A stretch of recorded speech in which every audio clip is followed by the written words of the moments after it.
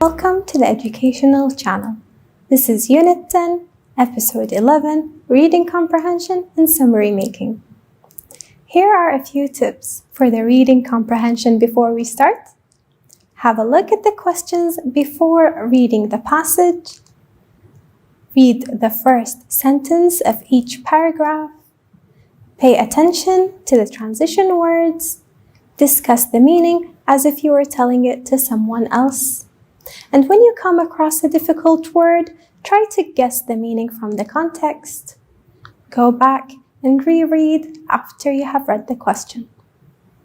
So as we said, we have to read the questions first, so let's do that. First, we will start with the multiple choice questions. Question number 1. What is the best title for this passage? This is an implicit question. It needs skimming. While you are reading, keep asking yourself this question. Why did the writer write this article? What does he want to tell us? Pay close attention to some key ideas and words that might be repeated all through the passage. Question number 2. What is the antonym of the underlined word proud in the second paragraph?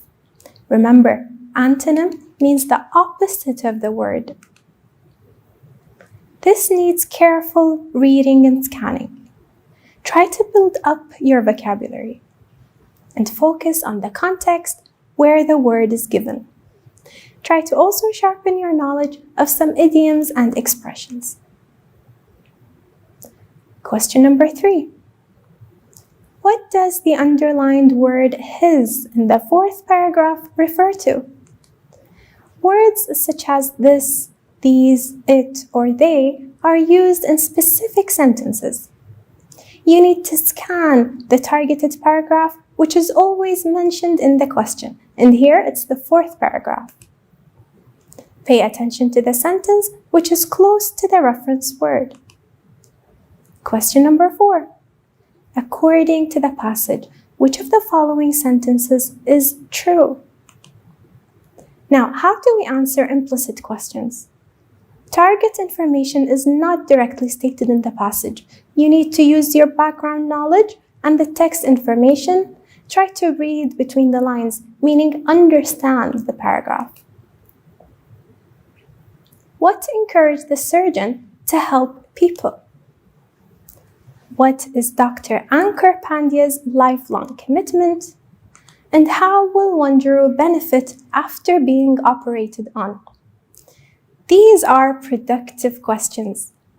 These 3 questions require full, meaningful sentences that you have to find in the article.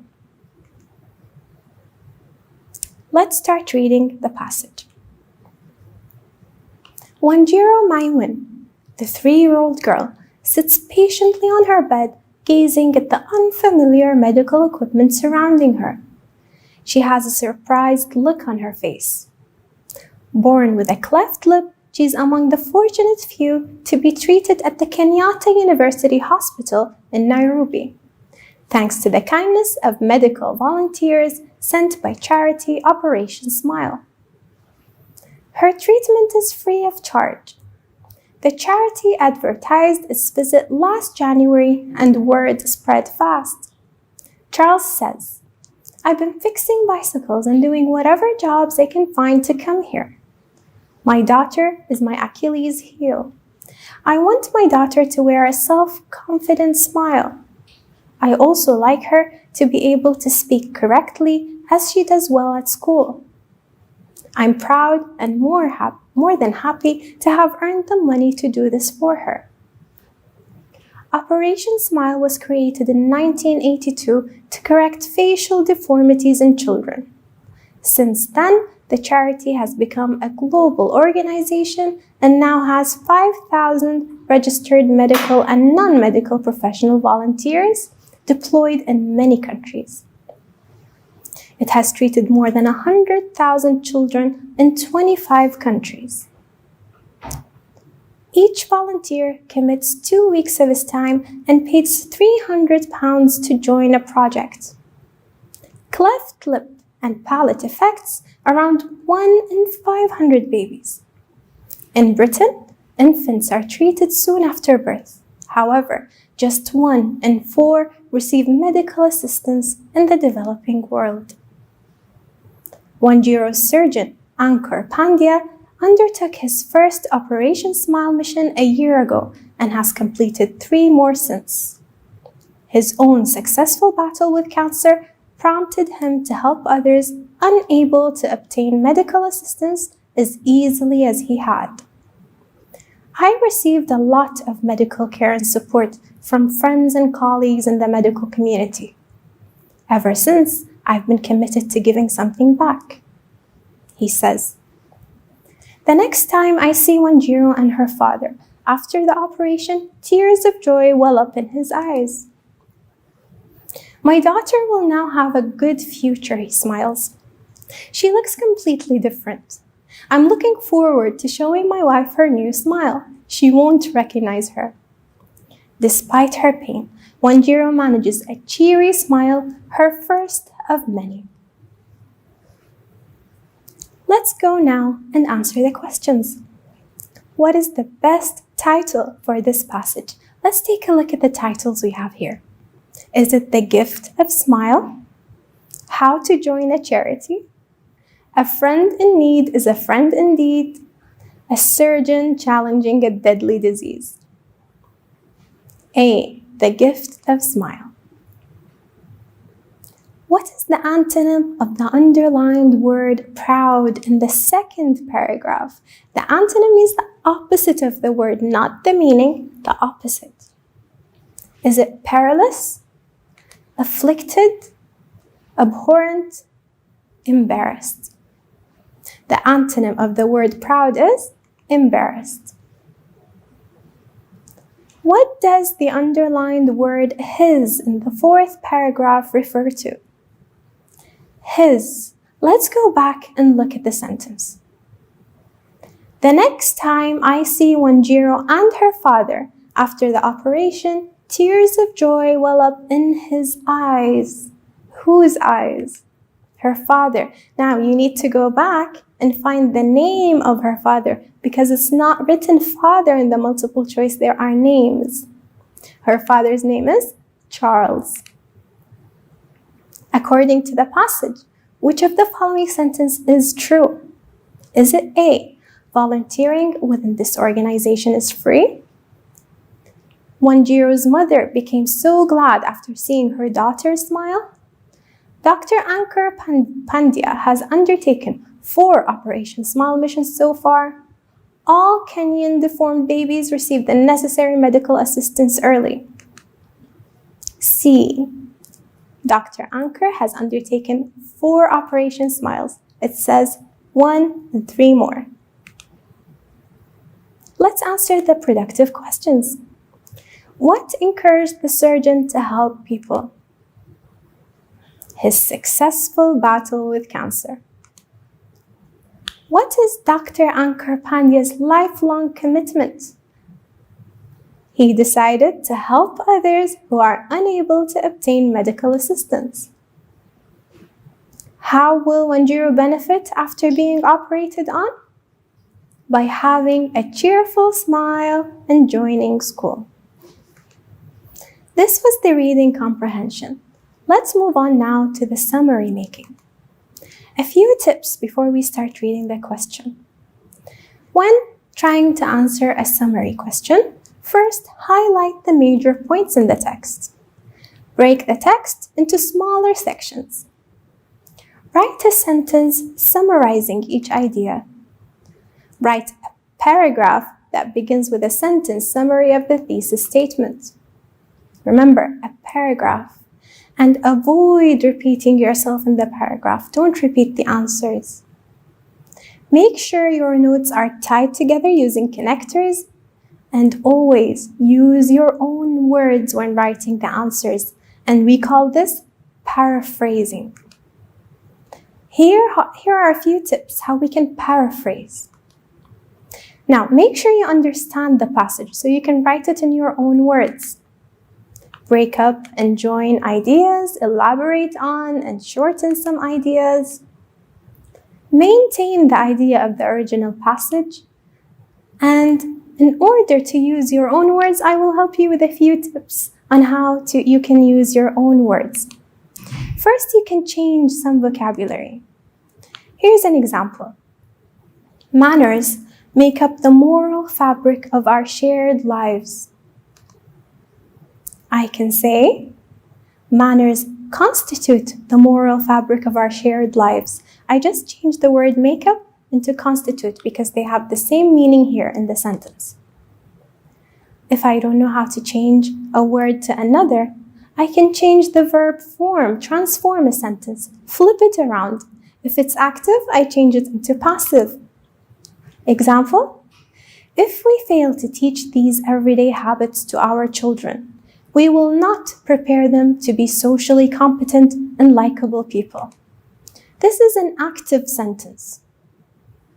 If I want to change it, if we fail to teach these everyday habits to our children, they will not be prepared to be socially competent and likable people. Now it's a passive sentence.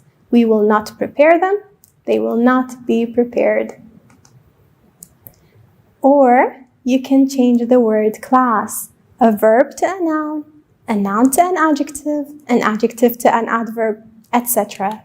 Example, turning off our cell phones when we are in a group setting indicates that we respect our interlocutors.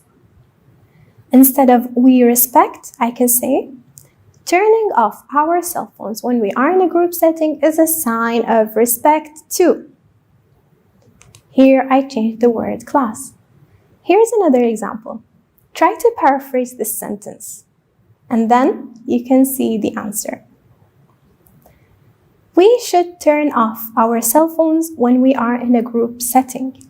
You can paraphrase it in any of the ways we mentioned. It doesn't have to be exactly as the answer you will see now. The paraphrased sentence here is, our mobile phones should be turned off when we are in a group setting. So we flipped the sentence, we changed the word cell phone into mobile phones. A question for summary making might look like this.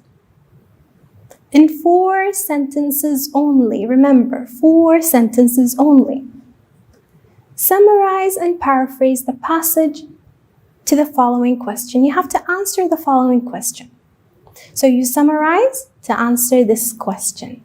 What are the polite ways needed for making better social relations? Before we find the answers, and there are 4 answers, let's take a look at the rubrics, meaning how your paragraph will be corrected. We will check the content, the relevance of ideas. Are the ideas there? Did you paraphrase? Now, paraphrasing is writing the answers in your own words. Is the spelling and grammar correct? Choose easy words to avoid spelling mistakes. Don't change the format. Write it in a paragraph, not points, a paragraph. Then we will total up the marks. Copying the whole paragraph receives a 0, so don't copy. Try to answer, find the answers. Don't exceed the required number of sentences. Let's read the paragraph and try to summarize together. Manners are minor morals. They are everyday ways which show our respect to other people and facilitate social relations. They make up the moral fabric of our shared lives. Saying please when we would like something done is a sign of being so polite. So here we have saying please. Besides, thanking people, here's another one.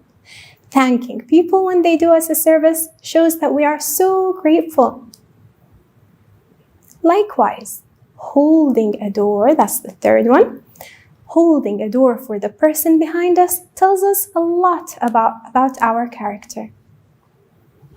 Turning off our cell phones when we are in a group setting indicates that we respect our interlocutors. If we fail to teach these everyday habits to our children, we will not prepare them to be socially competent and likable people. When society in general fails to teach manners to the young, It paves the way for the gross violations of civility behavior rules. So what are the ways? I just pointed them out. Try to paraphrase. Write them in a paragraph in your own words. An answer might look like this. And of course, you can use other words, other vocabulary. You can also put them in a different order. It doesn't matter. The polite ways needed for making better social relations are as follows. I'm using a connector here to start. I can say first or to start. If you want to get things done, you should ask politely. Another connector, in addition. In addition, always express gratitude whenever someone does anything to you. Say thank you. So we changed it to gratitude. Moreover, that's another connector. Moreover, it would be very respectful when you open the door for the person after you. And I can say finally to write the last sentence, or in the end, or to end, to conclude. Finally, make sure your mobile phones are silent when you are with a group of people. This was the summary making. Always remember, write them in your own words. It would be much easier. Now, in this episode, we learned how to extract relevant information after reading a passage.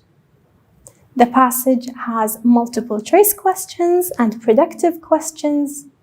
We learned how to summarize, take out the ideas, and paraphrase them in our own words and write them in a paragraph using connectors. Thank you for watching.